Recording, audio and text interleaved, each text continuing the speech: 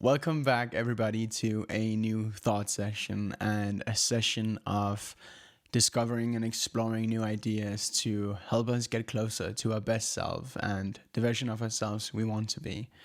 Today, we're going to cover a variety of different ideas and principles, ranging from how to control our emotions and our mindset going through difficulties, but also the power of intention and why intention is so important in our journey and in our discovery of who we want to be, but also the balance of pursuit and celebration and how we find the balance between doing things for the future, but also finding presence and enjoyment in the moment. So, a wide variety of principles and philosophies and ideas to explore more today, and some of which are inspired by a recent masterclass and workshop we had inside our new community, the Best Self Protocol. So if you are interested in hearing more about these ideas more extensively and expanded more on, then read the description and see if you're fit for the community as well. We also have a free version of the community where you can join and hear more about these ideas and meet, connect, and share the journey with other like-minded people on this journey of getting closer to our best self and the person we want to become to ultimately create the life that you're dreaming of living. So, without further ado, I hope some of these principles we're going to cover today will help you on your journey to get closer to this version of yourself and ultimately your best self. So, let's get into it. First off, inspired by the recent masterclass we had covering a framework called the Bulletproof Mind, inspired by a good connection of mine, Dylan, which I will leave his socials in the description as well.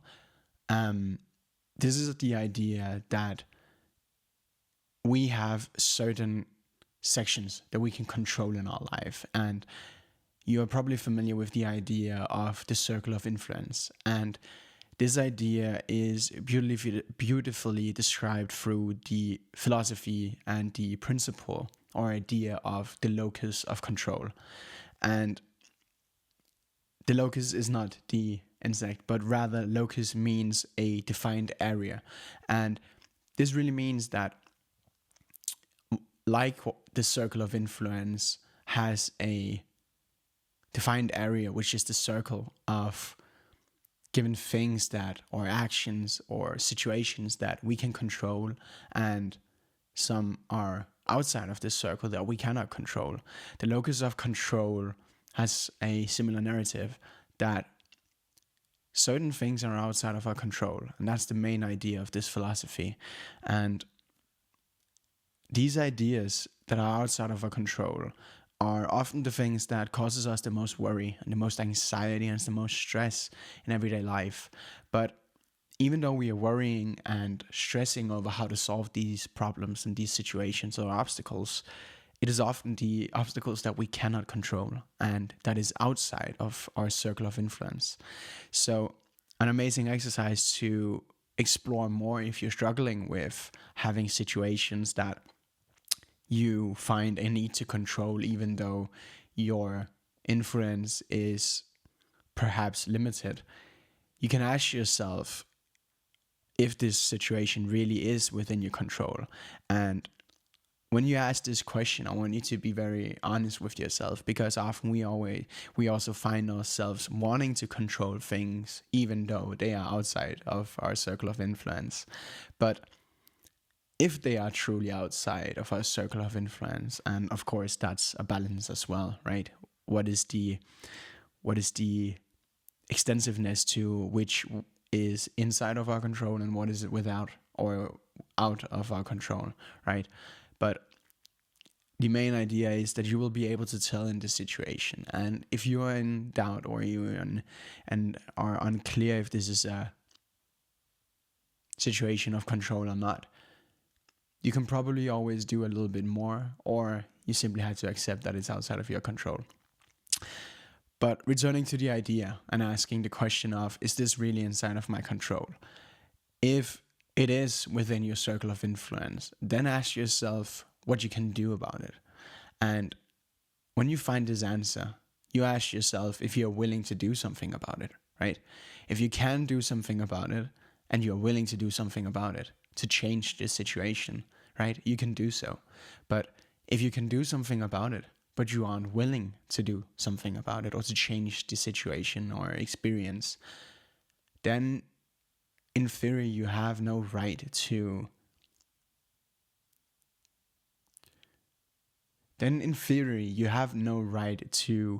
be anxious or stressful about this moment. If you are not making a conscious effort and an active decision to change this, even though it is within your circle of influence, then the right to,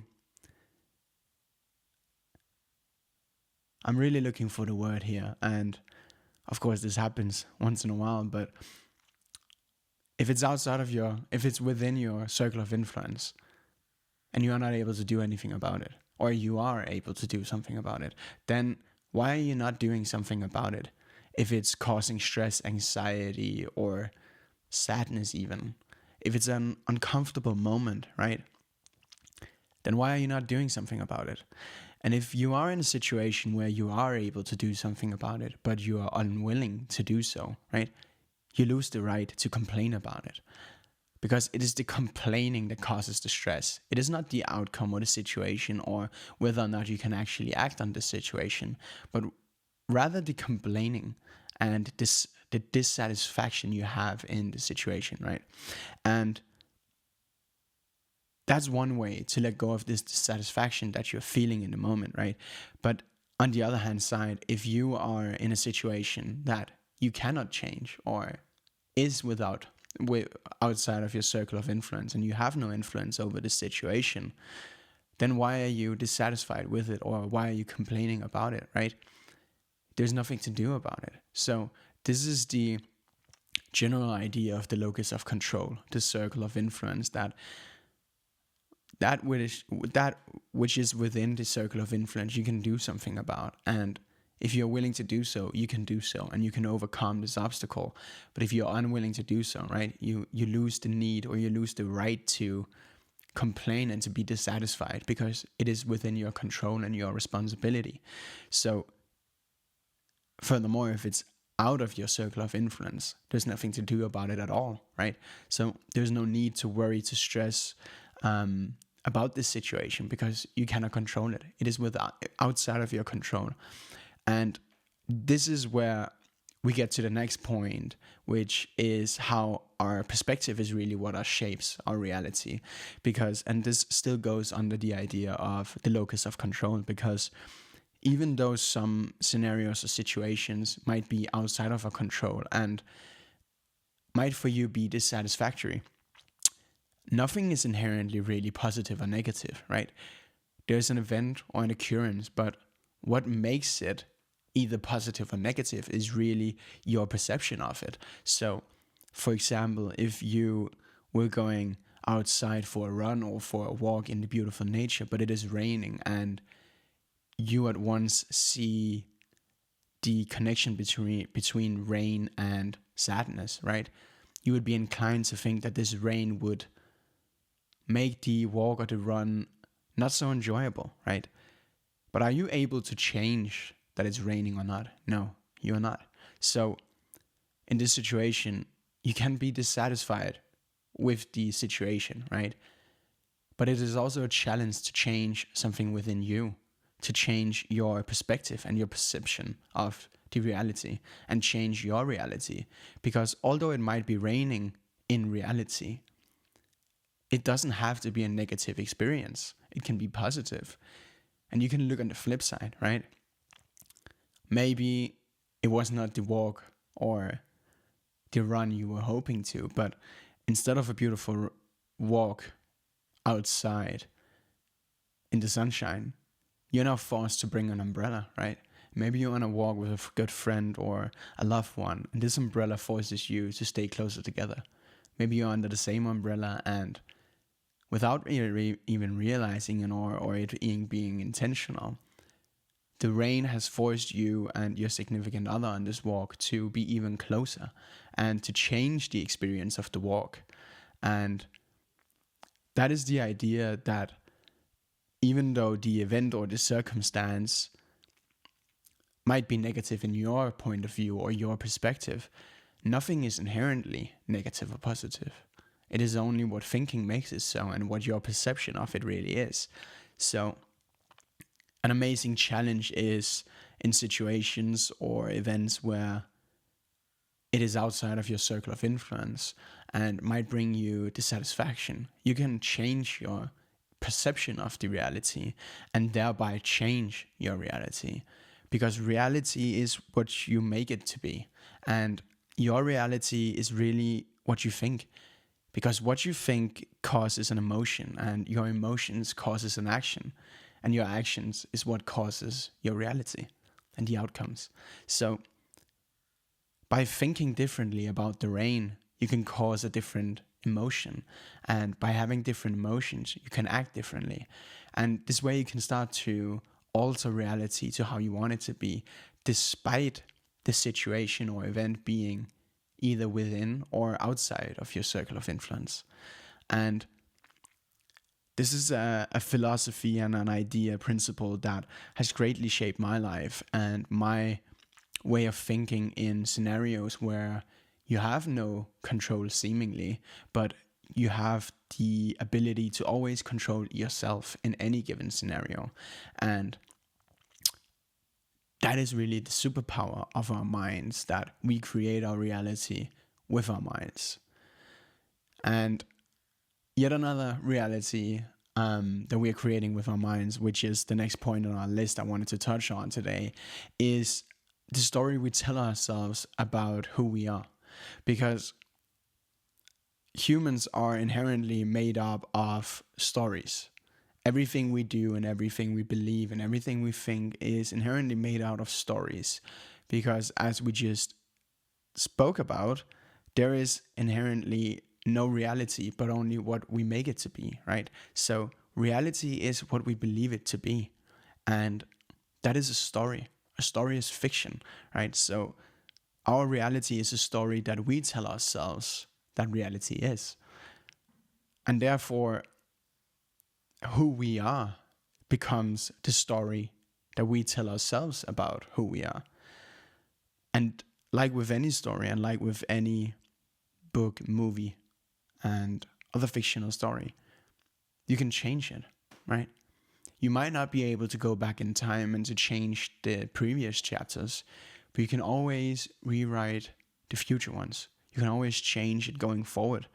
And you might even be able to go back and reread chapters, but have a different emotion about them. Change the emotional charge about them and see the chapters in a new light, right? Change your perspective on the chapters. And this is the story we tell about ourselves as well. That we have a past, and our past inevitably has a great impact on who we are today and also our future. But how we see our past and the light which we see the past in also has a huge determining factor. So I challenge you to think about this for a moment and try to see your past in a different light, your previous chapters and what you can really learn from it. But furthermore, also how you can move forward and rewrite chapters going forward with a different narration, in a different light, with a different story. Because if you are writing the next chapters in a different way, the entire story will be written in a different way, and the entire story will be changed. So the story we tell about ourselves, who we are, is really a fictional idea in our minds that we hold to be true. Which is why you often will see that others will perceive us differently than we do, and others will perceive our actions differently than we do. And there are no two identical perceptions of reality or of individuals, of you, of me. And this is the power of stories and the power of the story we're telling ourselves as well. Moving on, I want to change the topic a little bit because these ideas have been very centric about our mindset and how we control our everyday life and our emotions and our thinking and our patterns, and how we see ourselves in the light we see both reality but also our perception of reality in. But I believe that there is a different version of reality hidden from the surface that you might have experienced many times before even. And what is funny about it is that it often happens in the same spot, in the same scenario. And this scenario is what I would think of being the ultimate state of being and simply being in the moment. And it might sound very off-putting when first heard, but follow me for a moment and follow this philosophy and analogy, because I think you will see where I'm going in the end. Because when you are in the shower and you get so-called shower thoughts, and you get thoughts that you never get normally, right? You get thoughts that seem out of the ordinary and seem almost unrealistic in a way. They are often so clear that they cannot be mistaken, right? And in a world full of information overload and stimulus and distractions, we are surrounded by doubt and opportunities and options. But somehow when we are in the shower and we have this thought hit our minds, it is as clear as it could be. So why is that? And this is the idea that I'm saying that shower thoughts is really the ultimate state of being in the process, or being in the present, rather. Because once you're in the shower, where's your mind at, right? Compare your everyday life and where you're going and what you're doing and what you're thinking about and what you're stressing over and what you're anxious about with where your mind is at when you're in the shower. You could almost describe being in a shower as the flow state. You are only focused on one sole activity, and that is being in the shower. And it breeds this idea that if left alone, if undistracted, if simply focused on the present, we have the answers, right? That we already have the answers inside of us, and that it isn't an idea of being able to go out and search for answers, but it's rather being undistracted and letting our answers come forth. So why do they do that in the shower and not in everyday life, right? It has something to do with where our minds is at, where our minds are focused and where our minds are working. Because our minds will do anything we tell them to. If you tell them to look for reasons to be sad or to be anxious or to be stressed, you'll find them. But if you look for moments to be grateful and to be savoring life and to be optimistic, you'll find them too. So how come when we have no intention behind our minds that we get filled with these magical insights and ideas?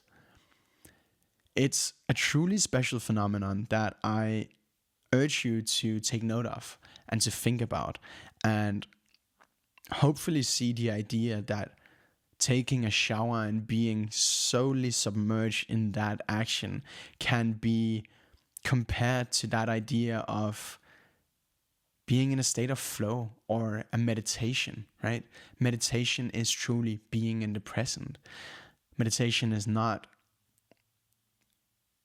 clearing your mind from thoughts. No, it is the ability to sit with your thoughts in the moment, right? Something that we are constantly distracting ourselves from in this world. And even the great thinker Blaise Pascal said that all of humanity's problems really stem from a man's inability to sit quietly in a room by himself. And it's profound because what would happen if we really just let these thoughts come to us? That we quieted everything around us and we let thoughts come forward.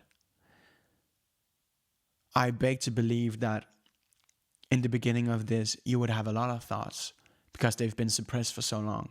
But letting them forth will be pure gold. It will be a stream. And the more it will stream, the more clear water will come. In the beginning, Ed Sheeran has this beautiful analogy of ideas and how skill is refined over time, right? That in the beginning, when you're starting to hone in on your skills and you're starting to practice, right? The water that will be let out will be muddy. It will be unclear. It will be chaotic. But as more and more water is coming out of this almost dirty or rusty tap, you could see it. You could even see it for yourself. This rusty tap being opened and this unclear, muddy water coming out. After a while, and after enough time, the muddy water will start to mix itself with clearer water, and the water will become clearer and clearer. And sure, it will go back and forth between muddy water and clear water, but in the end, the majority of water coming out will be clear water, and maybe even only clear water, right? So have some self-acceptance going through this and trying this. If you're thinking that today is the day you want to meditate more, right? Instead of 10 minutes, you're doing 30 minutes a day. It might be scary up front because there will be so much muddy water coming out. There will be so many scary thoughts because we're used to suppressing them. So have some patience with yourself, because after time and after practice and after multiple iterations of this, there will come more clear thoughts, more clear water. And I believe this is where we find our clearest ideas. As for example, in the shower, when we are solely submerged in the action of being in the present instead of being somewhere else. Furthermore, I wish to touch upon one more idea that I've really found interesting over the last couple of weeks, and these thought sessions will in general be about the principles that have made an impact or sparked a thought, a curiosity in my life and in my journey of getting closer to the person and version of myself that I want to become and that I aspire to be. And this is the idea of the balance of pursuit, but also being in the present and celebration, right? This is a moment where you speak about goals, and an idea I recently came across that we had a great conversation about inside the community was the difference between goals and milestones, or checkpoints, as to say, and how milestones in comparison to goals will grant us happiness and fulfillment, and not just a feeling of accomplishment as goals normally do. Because I'm sure you have this notion of pursuing a goal of yours and maybe even achieving this goal, which I'm sure you're doing since you are a highly ambitious and driven individual who's an action taker and do the things that will take you closer to who you want to be, right? But what happens when you achieve this goal? This what now moment is nothing unfamiliar for me, at least. And it's a moment of ambiguity and unknowingness, unwillingness to accept that what we have pursued for so long is now over, right? Because we've hit this goal that we were pursuing and that we were overcoming all these challenges for, and that we were doing everything we could to get closer to. But now we're here. And then what? And this is where I challenge this idea of goals with the principle of milestones and of checkpoints. Because when you have a goal, you also have direction, right? You have a sense of direction for how to get to this goal and how to achieve this big aspiration of yours. But when you hit it, you have no more direction. You might continue to go in this direction and go to the next goal, to the next mountain peak, right? But if you make your direction the primary objective and have no goals, but rather checkpoints or milestones on this direction, on this journey, you will never have a what now moment. You might have moments of doubt and which milestone or checkpoint to pursue next. And it might even sound similar for you. What is the difference between a goal and a checkpoint or a milestone? It is all something we're pursuing, continuing to go towards until we hit it. Yes. But checkpoints or milestones on a journey is a moment of celebration and not a moment of despair. It's more so a reminder than it is a checkpoint, actually. And when you make direction the primary objective and the journey the primary objective, the milestones become a reminder for your progress and how far you've already come. Of course, how far you still have to go. But it becomes a moment of gratitude and presence in a moment, instead of a situation filled with, sure, the feeling of achievement and accomplishment when hitting a goal, but then followed by that feeling of despair and confusion. Perhaps even confusion as to why achieving this goal did not grant you the feelings you were anticipating. But that is the magic of having a general direction and being on a never-ending journey. Because in this way, you get from milestone to milestone, but it is not reaching the milestones that's the objective. It is simply getting 1% closer or 10% closer, or even unmeasurably closer, but just getting closer and enjoying the process, right? There's no destination, because goals are a destination until you find the next goal and the next destination to go towards. But being on a journey, being in the process, having a direction, having a North Star guiding you that you will never really hit, you will never really accomplish, is how you continue to have that drive, to have that pursuit, to have that feeling of aspiration and greatness, ambition. The feelings that fade away when you reach your goals, because you reach them, right? And then you fall off. And if you don't fall off, you pick the next goal to hunt, to chase, to pursue. And until you hit that goal, you're miserable again. Until you reach the goal once again and realize that once again, it was just another finish line that sure meant some accomplishment, but didn't necessarily made it more fulfilling. You didn't enjoy the process. You simply wanted to get to the goalpost, right? So having a direction and counting the milestones is how you find fulfillment in the journey, in the process. And it's not being less ambitious. Vice versa, actually. Because you'll continue after hitting the milestones. Because the milestones are simply a reminder, a celebration almost, of your progress and how far you've come. And this idea has greatly changed and changed my outlook on goals and ambition and success and the pursuit of success. but also how to find fulfillment in the moment. And I found this quote.